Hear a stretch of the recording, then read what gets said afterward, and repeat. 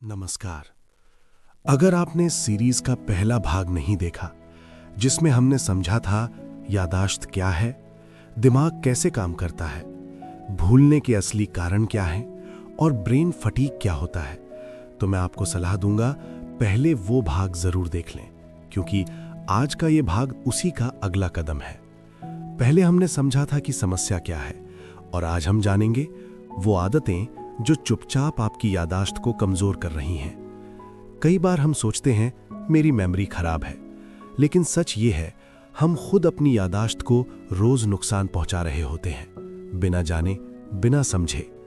आज हम उन खतरनाक आदतों को पहचानेंगे जिन्हें अगर अभी नहीं रोका तो दिमाग धीरे धीरे थकने और भूलने लगेगा। नंबर 1, ओवर थिंकिंग, जरूरत से ज्यादा सोचना। क्या आपका दिमाग कभी बंद नहीं होता?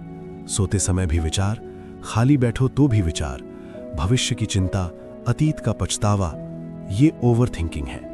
दिमाग एक मशीन नहीं है, उसे भी आराम चाहिए। जब आप लगातार सोचते रहते हैं तो ब्रेन की एनर्जी बेकार की बातों में खर्च होती रहती है। नतीजा, जरूरी चीजें याद रखने की क्षमता कम हो जाती है। याद रखिए, हर समस्या सोचने से नहीं, कुछ समस्याएं छोड़ने से हल होती हैं।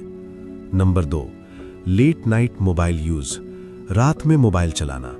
यह आज की सबसे खतरनाक आदत है। सोने से पहले मोबाइल, बिस्तर पर मोबाइल, अंधेरे में मोबाइल। स्क्रीन से निकलने वाली नीली रोशनी आपके दिमाग को धोखा देती है कि अभी दिन है, सोना नहीं। इससे स्लीप हार्मोन कम बनता है और नींद हल्की या अधूरी रह जाती है। और जैसा कि हमने पहले भाग में समझा था, नींद ही मेमोरी को मजबूत बनाती है। इसलिए देर रात मोबाइल बराबर कमजोर यादाश्त। नंबर 3, जंक फूड, दिमाग का दुश्मन खाना। हम अक्सर शरीर के लिए डाइट सोचते हैं, लेकिन दिमाग के लिए नहीं।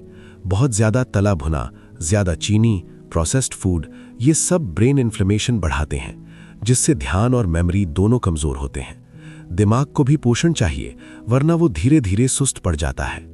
नंबर 4, मल्टीटास्किंग की आदत। आजकल लोग मल्टीटास्किंग पर गर्व करते हैं, एक साथ कई काम करना।